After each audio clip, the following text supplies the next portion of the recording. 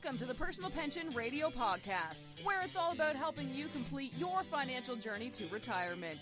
Discover time-tested strategies and get unconventional insights into wealth building and retirement that actually work.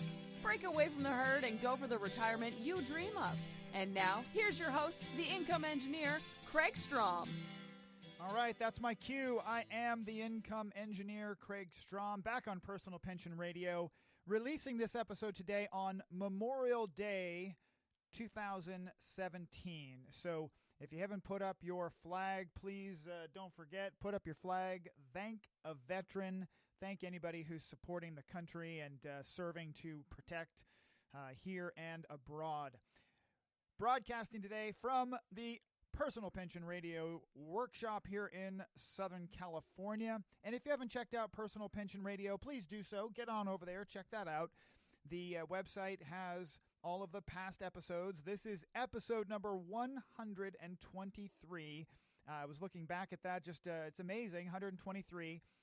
And for the three people out there that have listened to all of the episodes, I so appreciate my mom and my sister and my brother-in-law. Thank you so much. I'm just kidding. Thank you all for listening. Thank you all for sharing this.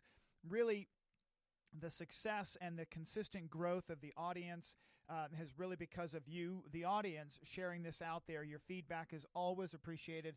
I truly do look forward to it. Now, what is Personal Pension Radio all about? For those of you who are new, I got to tell you, this last few weeks, especially just a few weeks back, where I was invited to teach at a local high school, is something that a friend of mine who is an advanced economics teacher at high school asked me to come in and just spend the day talking to his classes about financial matters, financial planning, financial ideas, concepts. And the title of my talk when I went to high school teaching this year was Fighting Conventional Wisdom, or the theme, if you will, of the talk was Fighting This Conventional Wisdom. Who said that's the way it's supposed to be done? So this show is all about fighting that conventional wisdom, that mainstream retirement planning mantra that says the answer to retirement is to invest more. Save, save, save, invest more. The 401k is the solution. This investment, this life insurance, this real estate, or these annuities, this 401k, these are the solution. No, they are not. Conventional wisdom only gets one half of the retirement conversation correct. You do need to accumulate wealth. You do need to save and invest. You do need to build a pool of assets that you can access in some fashion when you retire. That's the first half of the journey up the mountain. Down the mountain, on the other hand, is all about the economics of income. Income in retirement, completely different than saving for retirement. Because think, just so simple, but think about it. Conventional wisdom says the solution to retirement is save, save, save, save, save. So all of the economics and the principles that go into save, save, save, and accumulate, accumulate, accumulate, they're missing one very important thing: distribution. They're missing distribution. Distribution isn't in the accumulation equation. So when you get to retirement, in my world, the top of that mountain, and you're getting ready to head on down into retirement, the idea is that the economics of retirement income, distributions from your savings and investment accounts, completely different than when you were save, save, save. So this show is about fighting that conventional wisdom, helping you understand that there is hope for retirement. If you have gone to the web, as I have been urging people to do, go to the web, find the Retirement Nest Egg Calculator by Vanguard, find Fidelity's Retirement Calculator, go to any retirement calculator out there and plug in your numbers. And more often than not, most of the time, those calculators will come back with this very low withdrawal rate, usually 4%, and you might look at that and get very depressed for your retirement. That how can you live on 4%? Or wait a minute, I'm going to save all these years, and all I'm going to get is 4% off my 401k? That's insane. I'm not looking forward to that at all. Well, I am here to tell you there is hope for a better retirement. You just have to be willing to get out of that conventional wisdom line, because the mainstream Wall Street advice that trained me up early on 18 years ago when I started in the financial services world, it's half right. They never did really teach me about retirement income. I had to go out and find that information on my own and got so excited about it, I specialized in it. It became a key part of my message, is making sure that you have your income engineered. Hence, the income engineer was born out of that realization that Wall Street doesn't spend much time talking about retirement income. And it's so critical that you have a plan that ties both of these things together, an integrated approach from the accumulation into the distribution phase. So that's what this show is all about. If you have not gone to any one of 100 different retirement income calculators, please do so. And I say that because I want you to find out what the mainstream conventional wisdom has in store for you. And my hope is that you'll look at those numbers and go, whoa, I do not like that. Don't just shut off and be depressed about it. Contact me. Find me on LinkedIn, Kraig with a K, Kraig Strom. You can go to personalpensionradio.com and send me a message that way as well. You can also go to kraigstrom.com, and that just directs you right to my LinkedIn page. So either way, you've got plenty of ways to get a hold of me. Please do that. I can help you put an integrated, engineered retirement income plan in place that you can actually look forward to. Now, quick disclosure before I go further, I am not an attorney. I am not a certified public accountant, but I am a certified financial planner professional. All that said, please don't act on things that you hear on this show as if you heard advice for you. This is information only. This is not actionable things for you in your specific situation. And dear goodness me, please don't act on things that you hear from financial entertainers or people on the radio or other podcasts.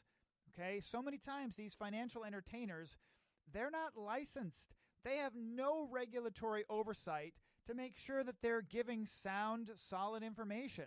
And all too often, unfortunately, people are acting on the advice of financial entertainers, as if it was for their specific situation. Please meet with at least a certified financial planner. There's a lot of us out there. You can find us. I'm one of them. I would love to be that person to help you take a look at your specific situation. Now, the first section, watch your step. Watch your step. So this is actually something that I wanted just to point out. You know, this is an item that it's been on my mind lately because I've had a number of podcast listeners that I've been communicating with and calling me and asking me for information on things. And these are questions that your financial advisor should be asking. So too often, the financial advisor jumps to talking about an asset allocation or diversification of your investments or this insurance product or this or that. Now, these things are important, no doubt, but please remember, my mantra is build your financial life just like you would build a house or a grand castle. You've got to keep that in mind. It's just 3 simple steps. You should easily be able to remember it. I'm going to go through it quick. Protection, savings, growth. Protection, savings, growth. Protect the castle. Savings, strong foundation. Growth, build up the walls and cap it off with a great retirement plan, right? So simple. But all too often, financial advisors, not so much financial planners, but financial advisors, because there's lots and lots and lots of people that qualify as financial advisors. I mean, 700 plus thousand last time I remember looking at that. There's a ton of people that could be classified, and I'm using my air quotes, as financial advisors. there's not nearly as many that can be classified as financial planners, like true financial planners. So all that said, this I see with financial planners and financial advisors, that they jump right into the area of their specific bias, maybe you could call it. They jump right into investment conversations or insurance conversations or real estate or annuities. And I encourage you to think about it this way. Pay attention to the conversations with your financial advisor. Did they ask you about your car insurance, your home insurance, business liability protection, personal liability protection? Did they ask you about your life insurance? Did they double check to make sure that your legal documents were in order, right? I met with someone recently that, had a lot going on, right? They had healthy investment accounts, and I can definitely help them with their investment accounts. I can really change their situation for the better with their investment accounts. However, they also had some major loose ends in their estate planning documents, how their wills and their trusts and their various different things tie together. An investment-only advisor would probably not spend much time, if any, on the legal side of the discussion, and they would go directly for the investments. That is not me. In this case, I know that I can help this person significantly with their investment accounts and bringing order to that and giving them a partner that they don't have to be a full-time investment management person themselves while they're retired. I can help them and I can be that person. But I can't in good conscience say that that is the top priority. The top priority is protecting the castle. Protecting the castle means also making sure that that castle passes on correctly to the people that you want to get it, to inherit it later. So I've got to make sure to focus these folks on the legal side, making sure that we strengthen up that part of the protection and that planning. Now, the next piece that a lot of financial advisors don't cover, as I choke on my early morning shake, they don't cover is long-term care planning. Notice again, now those of you who've listened to the show before, I did not just say long-term care insurance. I said long-term care planning, right? A lot of financial planners or financial advisors, they don't do long-term care planning. They sell long-term care insurance. Now, I'm a big fan of certain types of long-term care insurance, that when it's appropriate, I definitely help people with long-term care insurance. But the more important thing to pay attention to here is long-term care planning. That doesn't necessarily have to mean the purchase of insurance. It could be any number of things like special accounts that are set up with funds for long-term care. There's annuities with long-term care benefits. There's life insurance for long-term care benefits.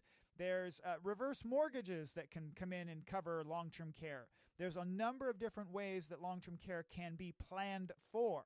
But a lot of financial advisors go right into pitching whatever it is that they pitch, and they don't talk about any of the protection side of things, right?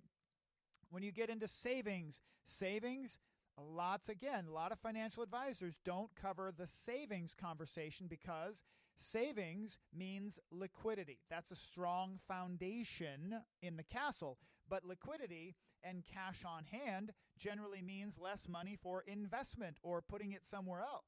So some people who focus just on financial advisory investment such, they don't talk about things that take money out of their preferred way of doing business, right? Now, growth, right? Protection, savings, growth. When you get into growth, that's the time we can talk about investments and allocations and risk management, et cetera, right?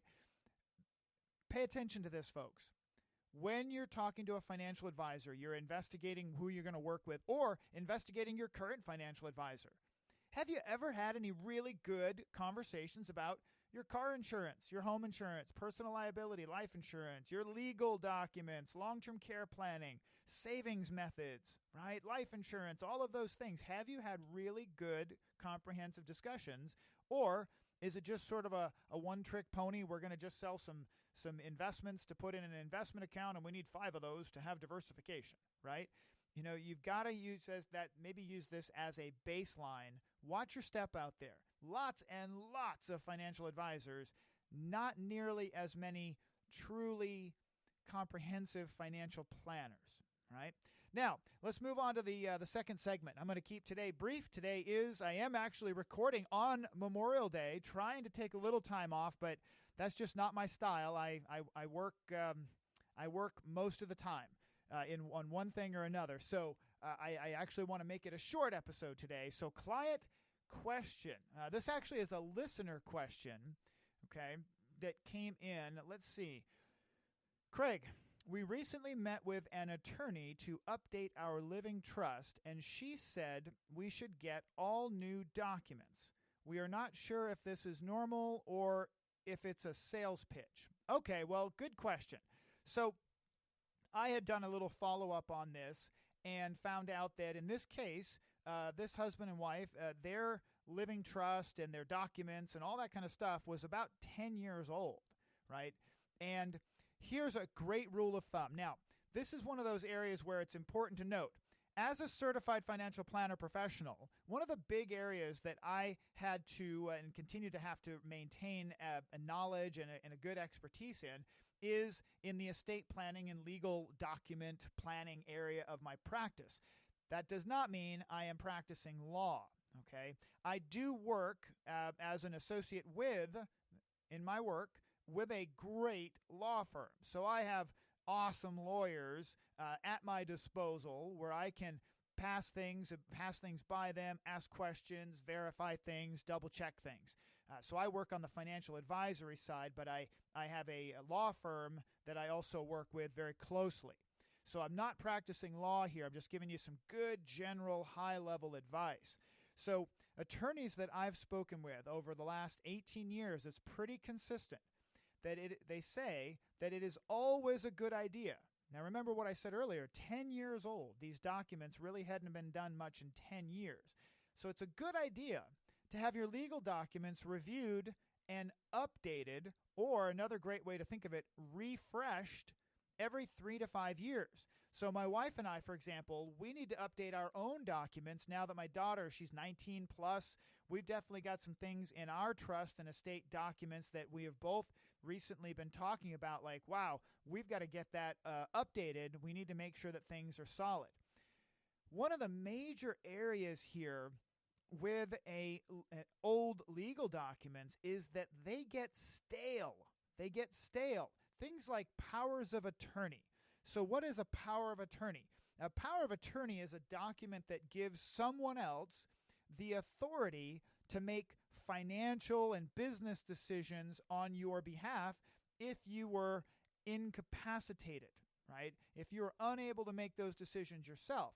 Powers of attorney come in and make sure that your appointed representative can actually take care of business for you. What's a great example?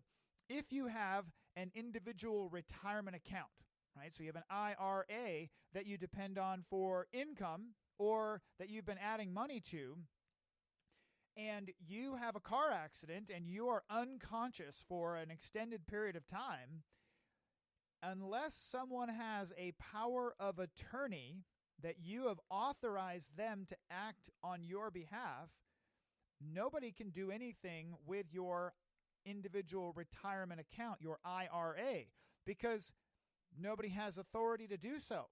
The financial institution will not talk to someone on your behalf unless they have a power of attorney, right? So hospitals, banks, and financial institutions, they get very cautious when dealing with stale powers of attorney. You have a power of attorney that's older than 3, 4, 5 years old, they're going to bring lawyers in and the legal team to review it, and that's going to cause delay. I have actually had situations where clients have been incapacitated and their family member brought the old power of attorney in. Now, this is clients who came to me, by the way, I remember this. This was Earl and his wife, and Earl was incapacitated, and they had just recently become my clients, and sure enough, Earl gets incapacitated, and his wife, Clara, gives the bank power of attorney because she needs to make a withdrawal to pay for some things for Earl. And the bank says, this power of attorney is really old. We're going to have to run this by our legal team. Well, they ultimately did approve her as a legal representative for her husband, but they actually delayed several days for legal review. It was a pain. It was something that should have been easy, but the bank balked at it and said, this power of attorney is really old.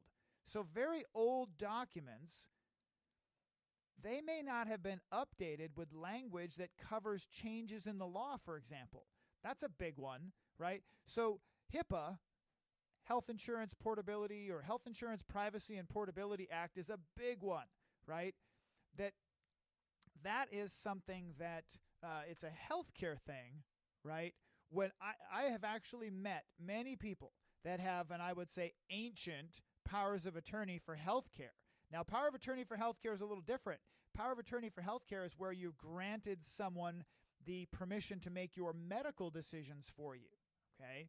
Well, the power of attorney for healthcare is really old, and it does not contain language to deal with the updated laws related to the Health Insurance Privacy and Portability Act. So you might have a power of attorney that the lawyers say, yeah, we'll take the power of attorney, but it does not have a Health Insurance Privacy and Portability Act, HIPAA.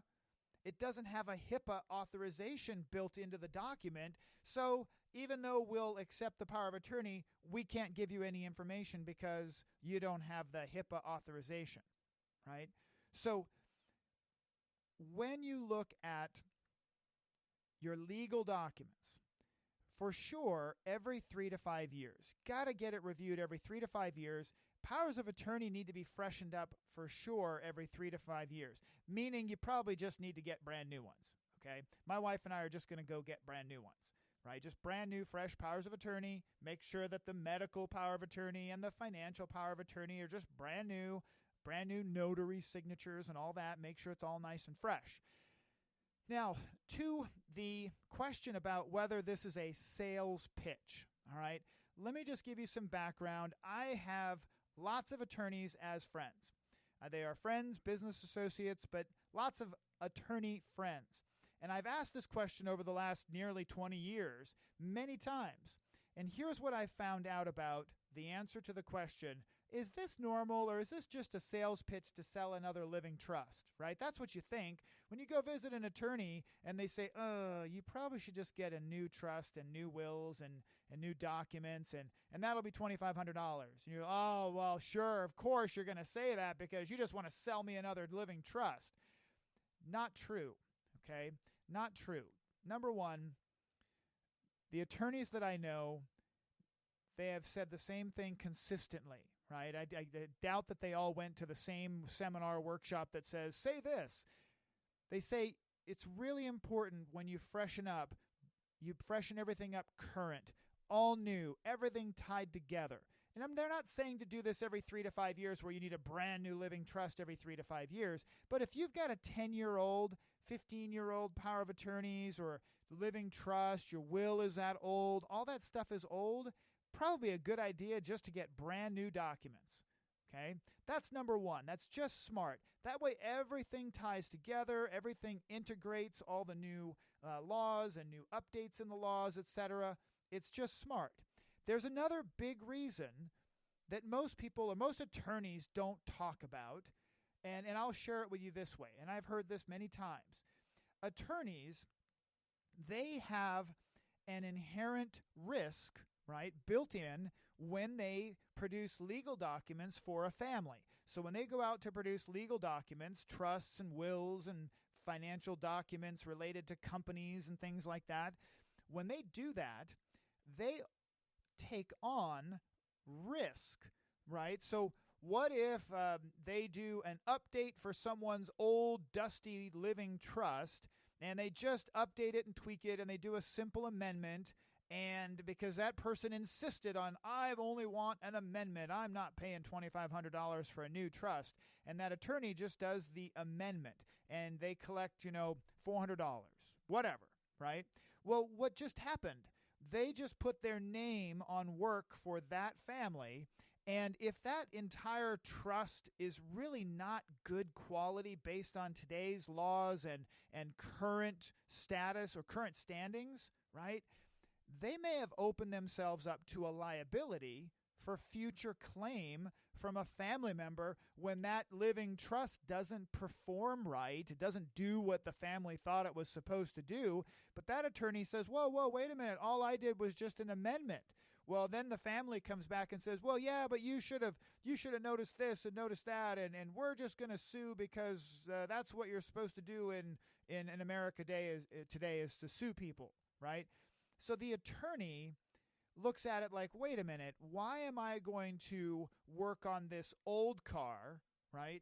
So really think about it like an old car. Really, are you going to put your liability risk in an old car where all you're going to do is just change one of the tires and the other three tires might be bald and ready to explode, but the customer insisted that only one tire, I'm only changing one tire. Well, as a lawyer, you put your name on that, and all you did was change the one tire, and then the car crashes because the other three tires blew up.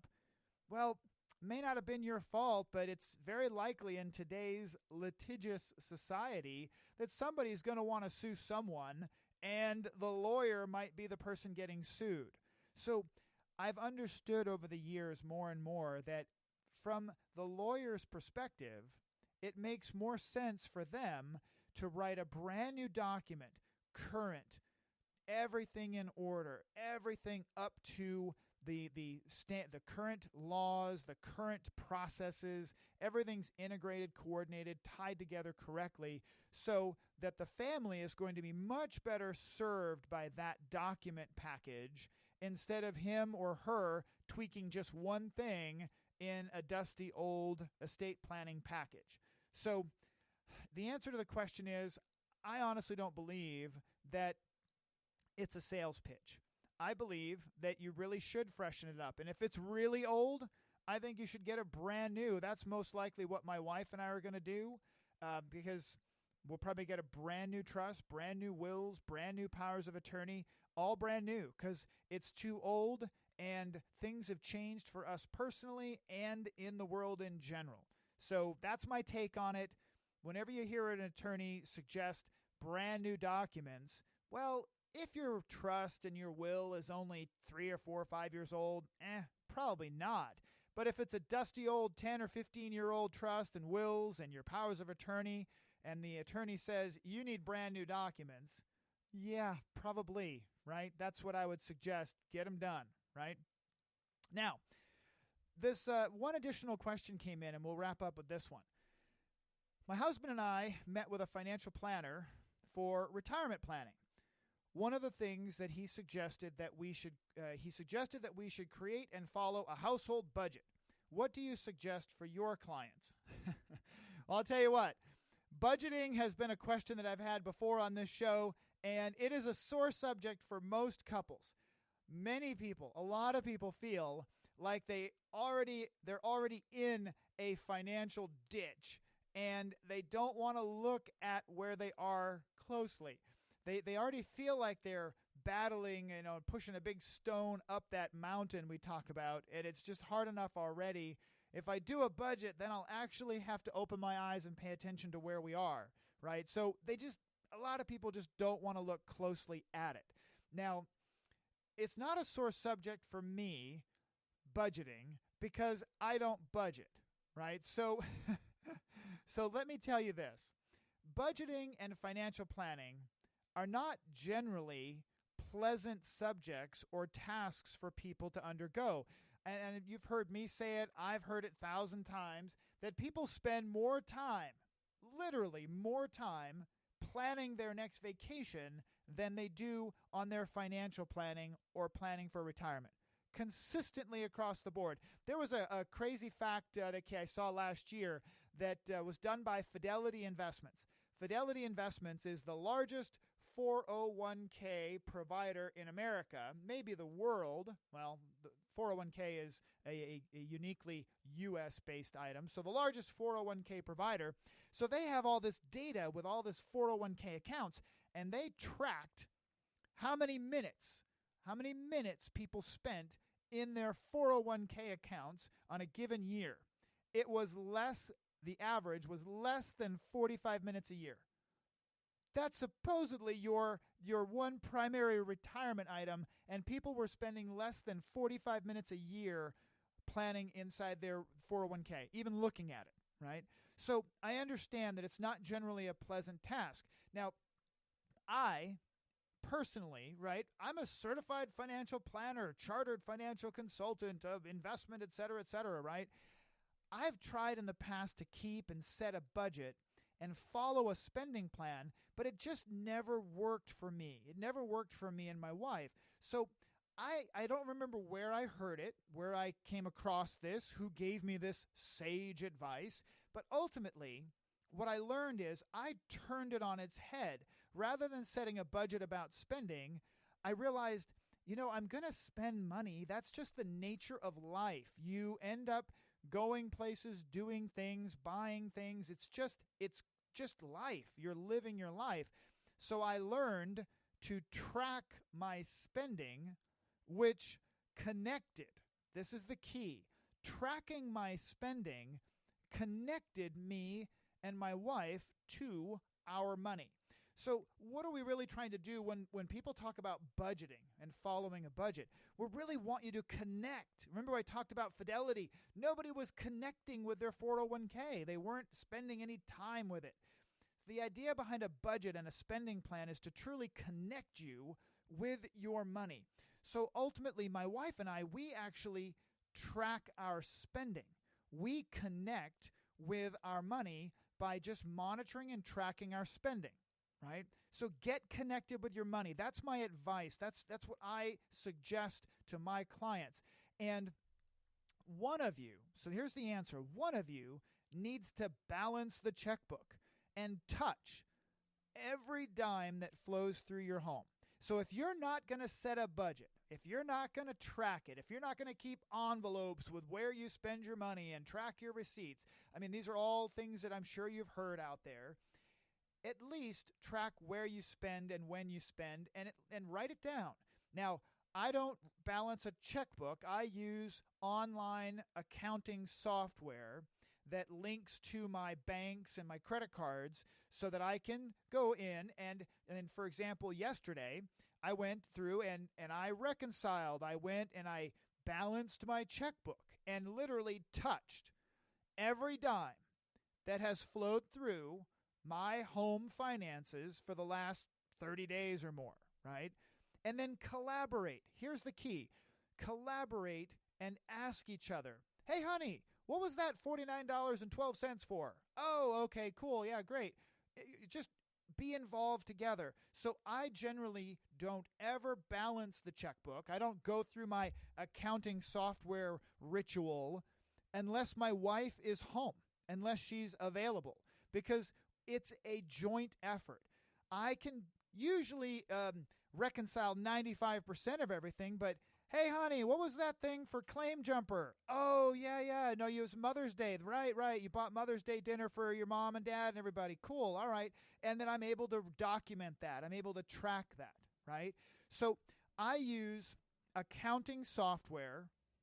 I use one of the older versions of Quicken.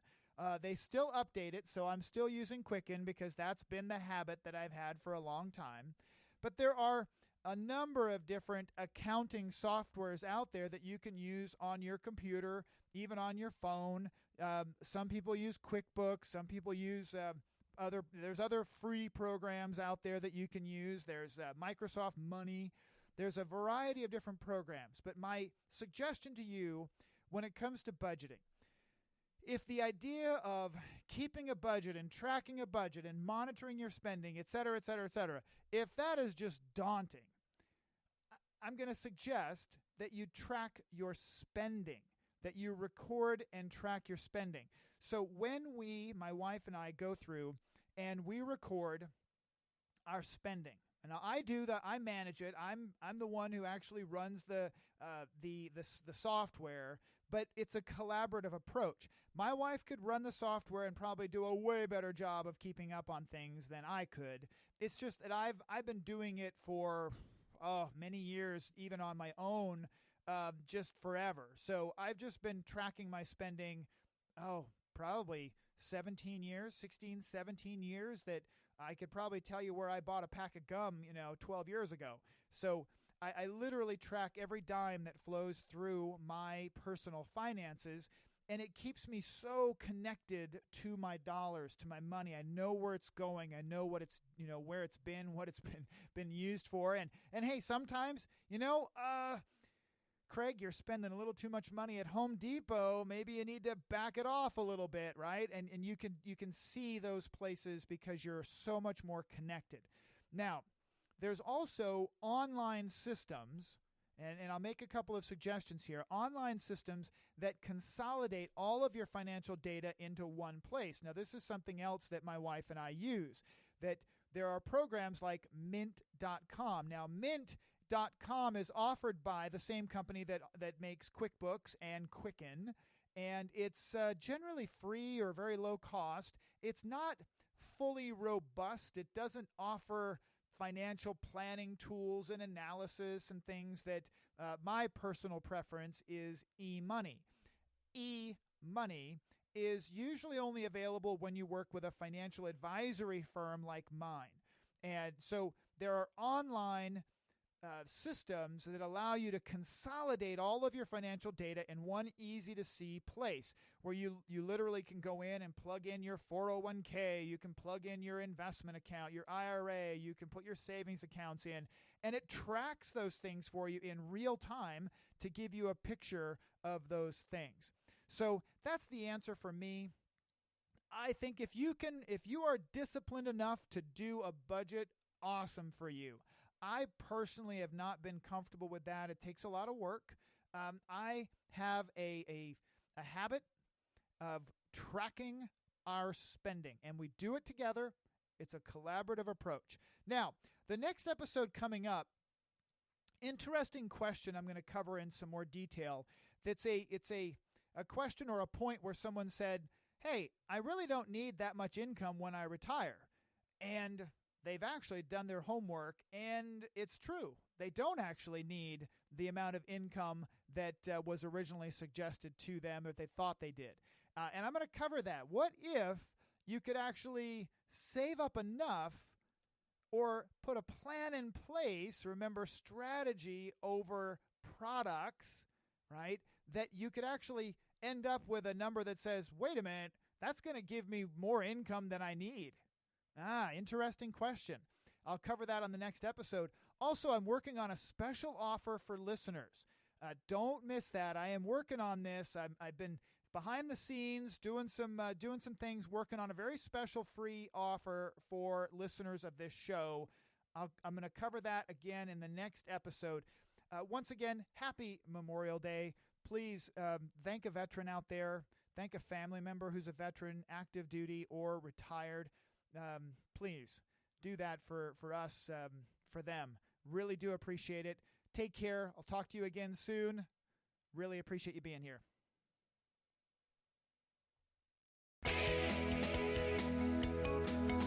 Thank you for listening to the Personal Pension Radio Podcast. If you missed anything during the show, that's okay. We took the notes for you. Check the show notes for links, offers, and a full transcript. And don't forget to head over to personalpensionradio.com and download your free retirement income report. While you are there, we would appreciate some iTunes love. Please leave us a fantastic rating on iTunes by going to personalpensionradio.com/iTunes. Thanks again for listening. Now for the disclosure. Information presented is for educational purposes only and is not intended for solicitation, sale or purchase of any security or financial product. Be sure to first consult with a qualified financial advisor and your tax professional before implementing any strategy discussed here. The term personal pension refers to a marketing name designed to educate future retirees and retirees about the economic principles behind creating their own pension-like income. The term personal pension is not intended to be confused with a defined benefit pension plan offered by an employer or by a government entity.